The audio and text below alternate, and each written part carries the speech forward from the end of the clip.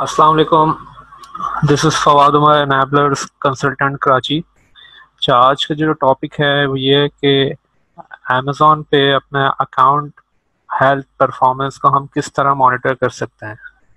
तो ये आप अमेज़ॉन का डैशबोर्ड देख रहे हैं। इसमें आप परफॉर्मेंस टैब में जाके अकाउंट हेल्थ में जाएंगे। ये अमेज़ॉन का अपना एक अकाउंट हेल्थ डैशबोर्ड है जिसमें कस्टमर सर्विस परफॉर्मेंस है एक तरफ, और एक प्रोडक्ट पॉलिसी कंप्लायंस है, and third is shipping performance. तो हम इसको स्टेप बाय स्टेप देखते हैं। कस्टमर सर्विस परफॉर्मेंस में आपका ऑर्डर डिफेक्ट रेट अमेज़ॉन कहता है कि आपका अंडर 1% होना चाहिए। ऑर्डर डिफेक्ट रेट बेसिकली 3 ये चीज़ें हैं जो जिस पे डिपेंड कर रहा होता है। First is negative feedback. Negative feedback क्या होता है? अगर आपका कस्टमर है और आपका प्रोडक्ट आपको उनको रिसीव्ड होता है तो वो 1 स्टार या 2 स्टार आपको रेटिंग देंगे बिकॉज ऑफ कोई प्रोडक्ट की क्वालिटी के हवाले से अगर कोई मसला है, तो उसमें अगर आपको फीडबैक मिलता है तो नेगेटिव फीडबैक आपका यहाँ पे परफॉर्मेंस में शो होता है। इसी तरह अगर आपको वो 4-5 रेटिंग के फीडबैक देते हैं, रिव्यू देते हैं, तो उसमें आपका जो है पॉजिटिव फीडबैक में आपका काउंट होता है। ठीक है, इसी तरह आप सेकंड इसमें देखते हैं कि जो फैक्टर है वो A to Z guarantee claims हैं। इसमें बेसिकली होता ये है कि अगर कस्टमर को आपने प्रोडक्ट सेंड किया, डिलीवर शिप करा दिया, अब कस्टमर को रिटर्न करना है अपना प्रोडक्ट और वो उसके लिए सेलर उस पर रिस्पॉन्ड नहीं कर रहा या सेलर उसको रिफंड नहीं कर रहा, तो इस पे जो है customer A to Z guarantee claims जो है ओपन कर देता है।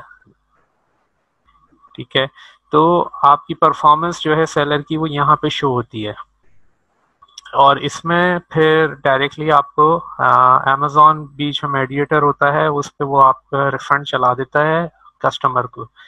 ठीक है, third is charge back claims होती हैं। ये बेसिकली सबसे रेयर होती हैं, लेकिन इसमें होता ये है कि अगर जैसे आपने कस्टमर को डिलीवर कर दी प्रोडक्ट और उसने वहाँ से रिफंड करा लिया, अपने बैंक से उस ट्रांजैक्शन को वहाँ से चार्ज बैक करा के उसने अपना अमाउंट को जो है क्लेम करवाता है, तो वो बेसिकली परफॉर्मेंस में यहाँ शो हो जाती है अगेंस्ट दैट ट्रांजैक्शन। तो ये तीनों जो एलिमेंट्स हैं, मैट्रिक्स हैं, ये तीनों अफेक्ट करती हैं आपके ऑर्डर डिफेक्ट रेट पे। तो इसको अंडर 1% होना चाहिए। मतलब अगर आपने 100 ऑर्डर दिए हैं या 100 ऑर्डर डिलीवर किए हैं तो इसमें नेगेटिव फीडबैक और ये सब काउंटेड आपका डिफेक्ट रेट 1% से लेस देन होने चाहिए।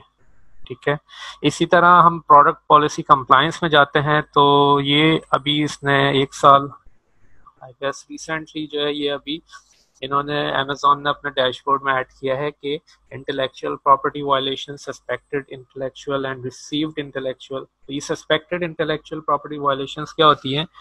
बेसिकली ये होती हैं कि जब आप अपनी लिस्टिंग करते हो तो उसमें अगर कोई वायलेट करते हो, किसी के ब्रांड का नेम आप यूज़ करते हो, या बुलेट पॉइंट्स में आप किसी को कंपैरेटिवली किसी को टारगेट करते हुए लिस्टिंग करते हो, तो उसमें अमेज़ॉन ऑटोमेटिकली आपकी लिस्टिंग को डीएक्टिवेट करता है, और डीएक्टिवेट करने के बाद उसको सस्पेक्टेड इंटेलेक्चुअल प्रॉपर्टी वायलेशन में डाल देता है।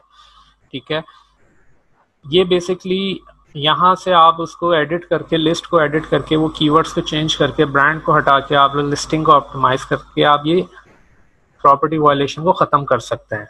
इसी तरह एक रिसीव्ड इंटेलेक्चुअल प्रॉपर्टी कंप्लेंट होती है। ये जो सेलर होते हैं या जहाँ पे इन्फ्रिंजमेंट होती है वो आपको प्रॉपर्टी कंप्लेन यहाँ पे करते हैं, जिस पे ये आपको रिसीव होती है। अब आपको इसको रिजॉल्व करने के लिए ऑथराइजेशन लेटर चाहिए होता है ब्रांड ओनर से कि आप एज अ सेलर अगर आप सेल कर रहे हो तो आपको एक तरह से आपको जो है ऑथराइजेशन लेटर इसकी नीड होगी, ताकि ये प्रॉपर्टी कंप्लेन वो अपनी वापस ले ले और यहाँ से ये मैट्रिक्स में आपकी एज पर the compliance performance health show हो। इसी तरह ये डिफरेंट प्रोडक्ट ऑथेंटिसिटी है कि कस्टमर कंप्लेन ये क्या होती है। ये बेसिकली आपकी ये होती है कि कोई प्रोडक्ट अगर सेल करता है और वो प्रोडक्ट कस्टमर को मिलती है, तो वो डुप्लीकेशन में जो चीज़ आती है, वो डुप्लीकेशन बेसिकली कस्टमर यहाँ पे फाइल कर सकता है कि मुझे प्रोडक्ट सही नहीं मिली, ये डुप्लीकेट प्रोडक्ट है। तो ये चीज़ अमेजोन खुद इस चीज़ को नोटिफाई करता है, अलर्ट करता है सेलर को कि भाई आप ये प्रोडक्ट जो है आप उनको जेन्युइन दी है या आपने गलत प्रोडक्ट दी है। अगर गलत प्रोडक्ट दी है तो यहाँ पे वो कंप्लेन, कस्टमर की कंप्लेन को यहाँ पे वैलिड करता है और यहाँ पे आपकी परफॉर्मेंस जो है आपकी उसमें शो हो जाती है कि ख़राब होने शुरू हो जाती है। तो इसको रिजॉल्व करने के लिए आपने डुप्लीकेशन प्रोडक्ट नहीं करनी होती, जेन्युइन प्रोडक्ट आपने अपने कस्टमर को देनी होती है। इसी तरह सेफ्टी कस्टमर कंप्लेन है कि जो एज पर द स्टैंडर्ड्स जो अमेजोन की लिस्टिंग पॉलिसी वायलेशंस हैं वो, और रिस्ट्रिक्टेड प्रोडक्ट पॉलिसी वायलेशन है कि अगर जो प्रोडक्ट कैटेगरी अप्रूवल नहीं है या आपने उन प्रोडक्ट्स को जो है आपने लिस्टेड कर दिया against the policy of Amazon, तो वो यहाँ पे आपको शो कर देता है। या क्वालिटी इश्यूज होते हैं तो प्रोडक्ट वायलेशन यहाँ पे आपकी लिस्टिंग में मैट्रिक्स में शो हो जाती है।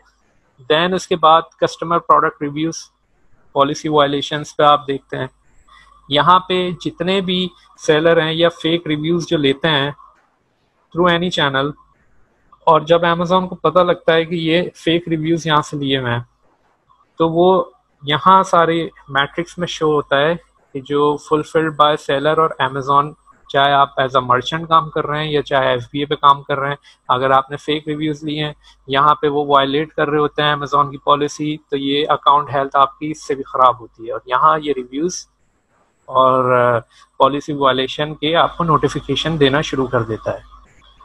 ठीक है, इसी तरह ये शिपिंग परफॉर्मेंस हम देखते हैं। शिपिंग परफॉर्मेंस में हमें दो तरीके की कैटेगरी मिलती है, एक लेट शिपमेंट रेट है, एक प्री फुलफिलमेंट कैंसिल रेट है। ये सिर्फ जो बॉक्स है ये सिर्फ मर्चेंट के लिए अप्लाई होता है, क्योंकि लेट शिपमेंट रेट अगर होती है, आपने अगर एक ऑर्डर लेट से डिलीवर करते हैं अपने कस्टमर्स को और वो आप time duration with in time period में अगर आप उसको नहीं डिलीवर कर पाते, तो वो लेट शिपमेंट रेट आपका कैलकुलेट होके यहाँ पे आ जाता है कि आपने लेट डिलीवरी की है। तो इसमें बेसिकली अगर आपने फॉर एग्जांपल 100 ऑर्डर्स दिए हैं, 100 ऑर्डर्स में से अगर 4 ऑर्डर्स आपने डिले कर दिए तो आपकी जो है 4% लेट शिपमेंट रेट आ गई, जबकि अमेजोन कहता है कि अंडर 4% होने चाहिए। अगर 5 ऑर्डर ऐसे 100 में से आपके लेट चले गए तो आपको वार्निंग दे दी जाएगी अमेजोन के एंड से, आपको नोटिफिकेशंस आएंगी, आपके लेट शिपमेंट रेट अबव 4% हो जाएगा।